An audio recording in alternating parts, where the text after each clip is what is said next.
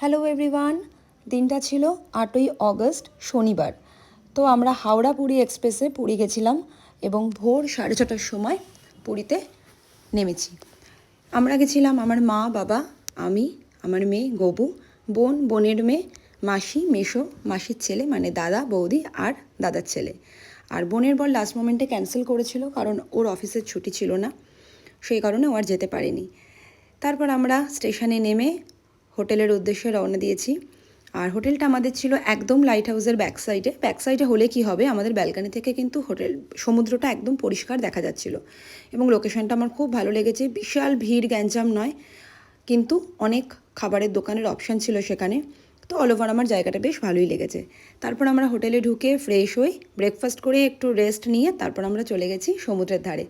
সেদিনকে ভীষণ গরম আর রোদ ছিল, তো আমি সমুদ্রে যাইনি, মানে সমুদ্রে গেছি বাট সমুদ্রে নামিনি স্নান করার জন্য।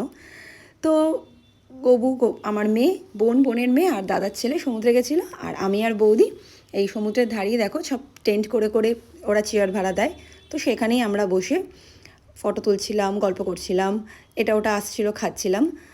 তো দূর থেকেই সমুদ্র এনজয় করছিলাম, কিন্তু মাঝে মাঝে গিয়ে কিন্তু আমি সমুদ্রের ধারে গিয়ে পা ভেজাচ্ছিলাম আর ওদের ফটো তুলছিলাম। আর এই চেয়ারগুলো per head per hour 50 rupees করে ওরা নিচ্ছিল। কিন্তু সমুদ্রের ঢেউ দেখে নিজেকে ঠিকও রাখতে পারছিলাম না, এত সুন্দর সমুদ্রের ঢেউগুলো দেখে মনে হচ্ছিলো ছুটে চলে যাই, কিন্তু ওয়েদার এতটাই গরম ছিল আমি ঠিকই করে নিয়েছিলাম যে মেঘলা ওয়েদার বা বৃষ্টি হলে তবেই আমি সমুদ্রে নামবো, আদারওয়াইজ আমি নামবো না, কারণ লাস্ট টাইম এসে আমি ভীষণ কালো হয়ে গেছিলাম। তো যাই হোক, তারপর হোটেলে ফিরে স্নান করে লাঞ্চ করে একটু রেস্ট নিয়ে তারপর রেডি হয়ে গেছি সমুদ্রে যাব বলে, মানে সমুদ্রের পাড়ে যাব বলে।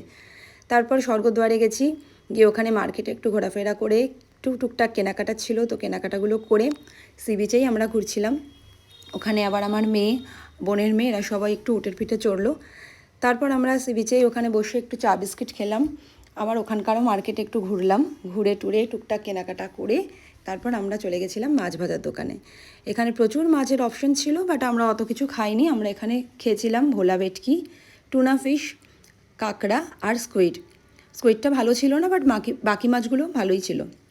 তারপর আমরা সমুদ্র এনজয় করতে করতে মাছ ভাজা খেয়ে আবার আমরা হোটেলে ফিরে এসেছি। আর তারপর ফেরার সময় আমরা ডিনারটা বাইরে থেকেই কিনে হোটেলে গিয়ে খেয়েছি। তো ভিডিওটা কেমন লাগলো অবশ্যই জানিও। আরও প্রচুর ভিডিও এখনও বাকি আছে তোমাদের সাথে শেয়ার করার জন্য। চলো টাটা।